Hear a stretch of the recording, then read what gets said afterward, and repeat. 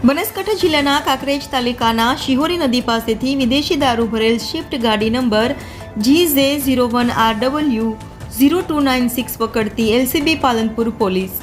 વિદેશી દારૂ ભરેલી સ્વિફ્ટ ગાડી શિહોર પોલીસ સ્ટેશનમાં લાવી કાયદેસરની કાર્યવાહી હાથ ધરવામાં આવી હતી। કાંકરેજ તાલુકાના શિહોરી નદી પાસેથી વિદેશી દારૂના જથ્થા સાથે એક ઈસમ અને સ્વિફ્ટ ગાડી ઝડપી પાડતી એલસીબી પોલીસ વિદેશી દારૂની બોટલ નંગ 1149 કિંમત ₹1,81,309 સ્વિફ્ટ ગાડી 2,50,000 બે મોબાઈલ 10,000ની કિંમતના કુલ મળીને ₹4,41,309ના મુદ્દામાલ ઝડપી પાડ્યો। પાલનપુર પોલીસ બાતમીના આધારે કાંકરેજ તાલુકાના શિહોરી ગામ પાસેથી સ્વિફ્ટ ગાડીમાં રખાયેલી વિદેશી દારૂના જથ્થા સાથે